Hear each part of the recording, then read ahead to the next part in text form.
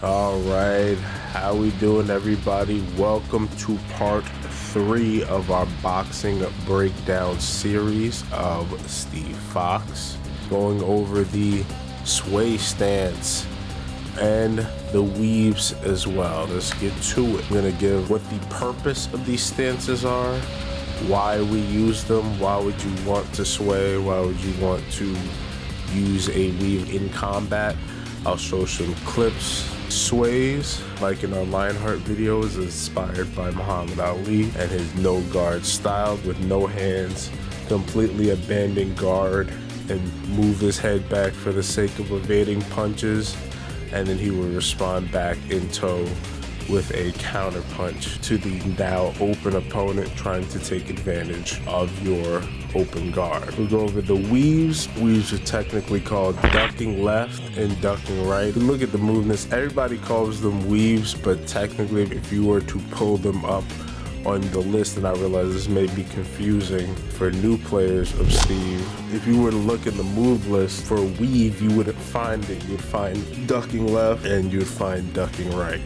And I'm so glad in Tekken 8 they included like some footnotes on the moves when you hover over it. Like it says shift to ducking left, hold 3 or hold the left, which is how you duck left. And then you can sway from it, you can duck from it, and you can duck right. So what they mean is if I press and hold 3, I will left weave, and then from there if I hold 3 and then press back from there, as you can see in my input history, it's looking like I'm inputting 3 times, but I'm not. I'm really just holding it, that first press, and then on the second press when I press back it registers that, and then because I'm holding 3 still, it's registering it going back to neutral, which counts as it going 3 times. You can also combine it with ducking left, sort of create this kind of defense. Nobody really does this.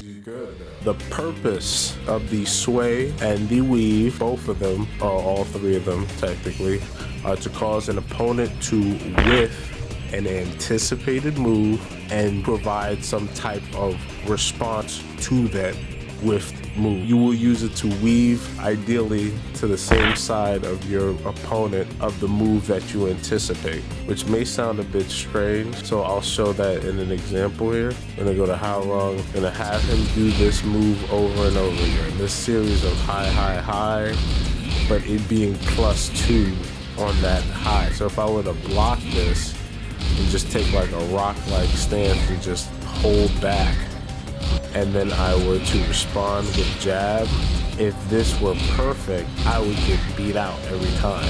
If I use left weave and sways, we can use sway to evade the high moves that are incoming, and then even provide a way to get back on offense, like so. We'd even get a guarantee if we use sway 1. But then once you get really good, you can start to see series. What I call high series is really where sway starts to shine. If you know that a high series is coming in, you can do something like this.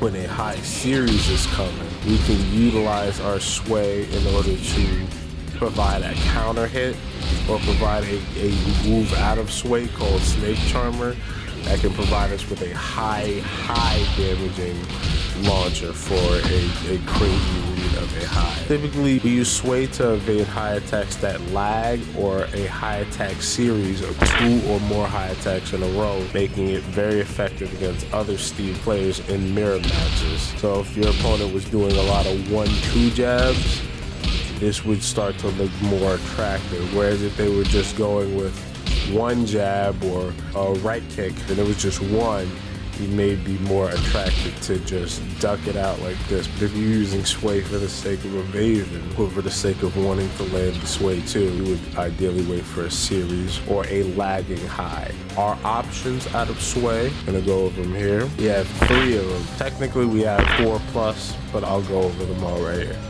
We have sway 1, a clobbering overhead mid that now provides +14 on hit, which allows for a free 14 frame or quicker follow-up to that hit. So if we use sway 1 and down forward 1-2, you notice that it combo right there. We use sway 1, and then do Sonic Fang. It combos and it goes into a heat engager. So on hit, it is extremely good.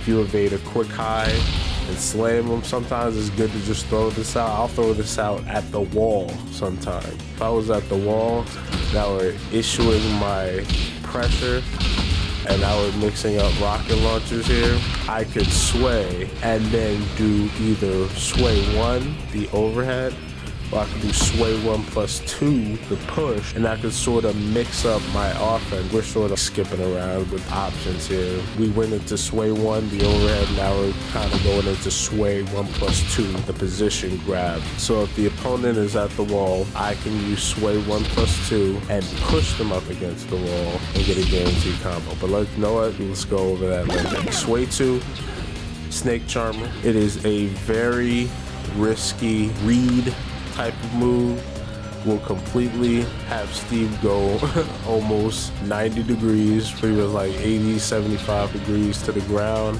and do a right punch upwards that if it connects with the opponent will instantly put them into a launch state where we can get a ton of damage. So an example,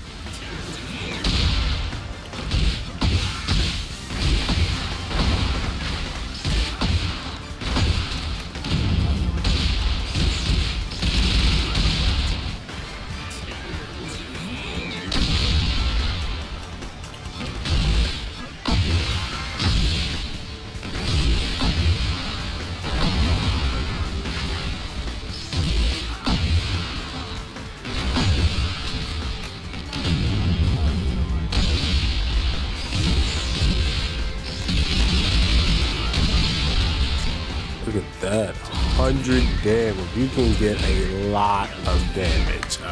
Wow, out of that. Incredible damage if you can get a proper Snake Charmer read. But it's really effective, I'd say, in the actual Steve mirror match or against people that are very addicted to highs. This is a way to get them vulnerable, and it is a viable strategy. You'll know some high-level Steves usually tend to avoid this move unless they're trolling, but it's a very viable move to bust out in high level if somebody is abusing highs, usually with discretion. Let's go into my favorite move out of Sway. One of the main reasons I play Steve, I'll be completely honest, is for the Sway grab, aka the Sway 1 plus 2. I'll put that on the screen there. Sway 1 plus 2, when you sway and you hit 1 plus 2 neutrally, you will push the opponent. This is a 1 plus 2 break as well, so if you're countering Steve, you'll press 1 plus 2 if you see this grab coming. You do sway 1 plus 2 and then hold the other direction. You can actually do a position change grab similar to Tekken 4, where everybody kind of had this position change grab.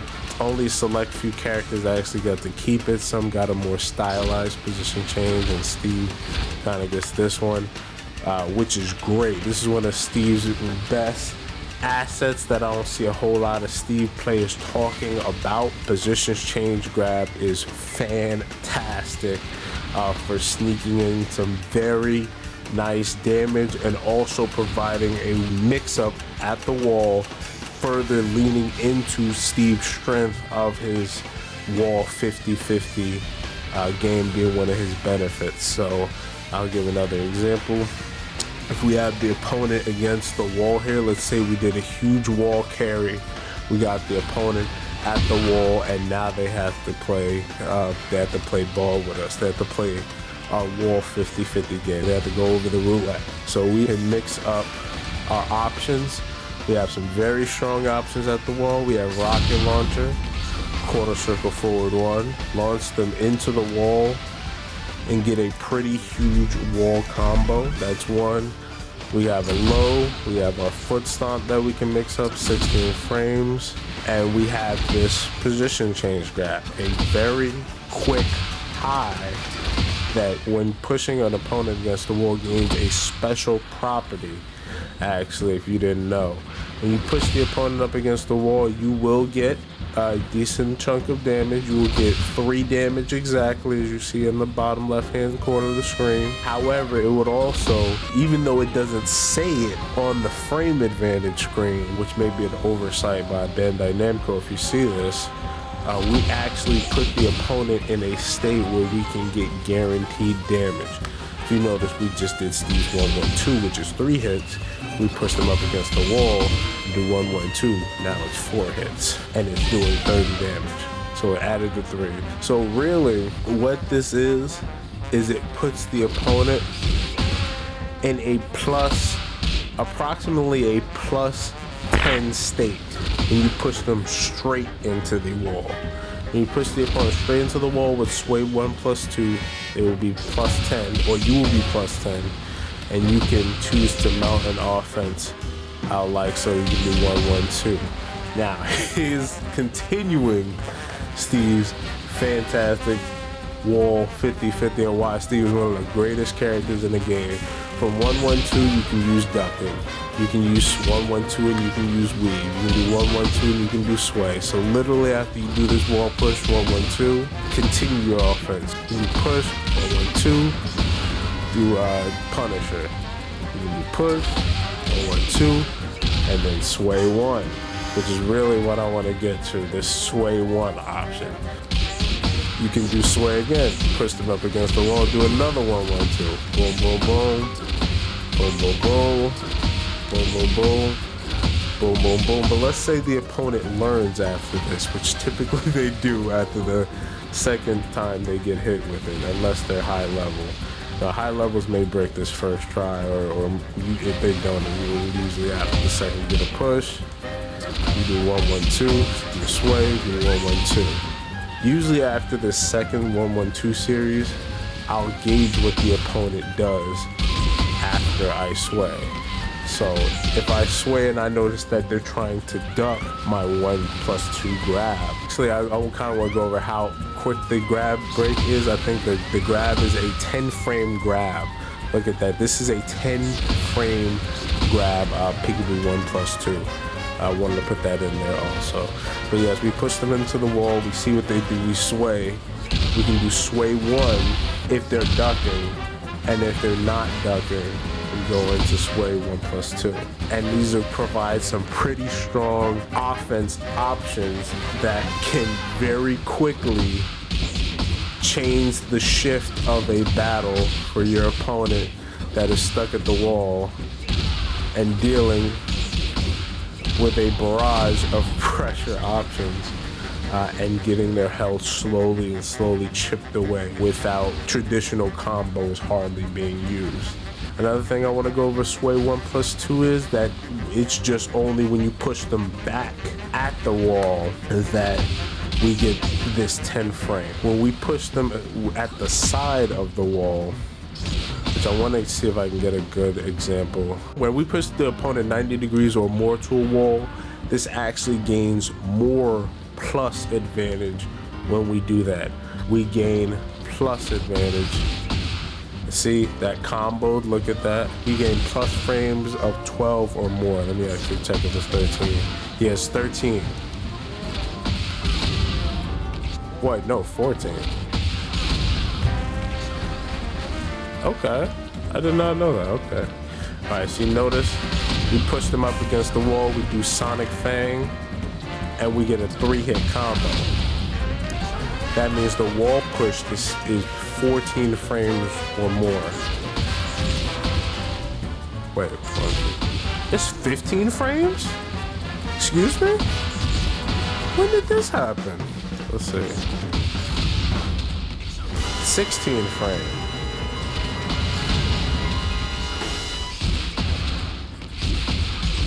Yo, I'm glad I labbed this. I thought we just got 13 frames when we did 180, but after looking at this and labbing it, we actually get 16 frames. So I'll go over them quickly right now. So I'll flash the numbers above screen. So we do 180, we get our 112. That's 10 frames.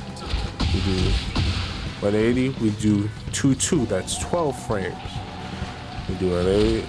We do back 1-2. That's 13 frames. do Sway, we do Sonic Fang. That's 14 frames. Comboed.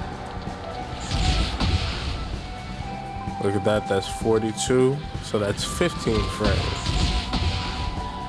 Combo. We Sway, we do Rocket Launcher. That combo.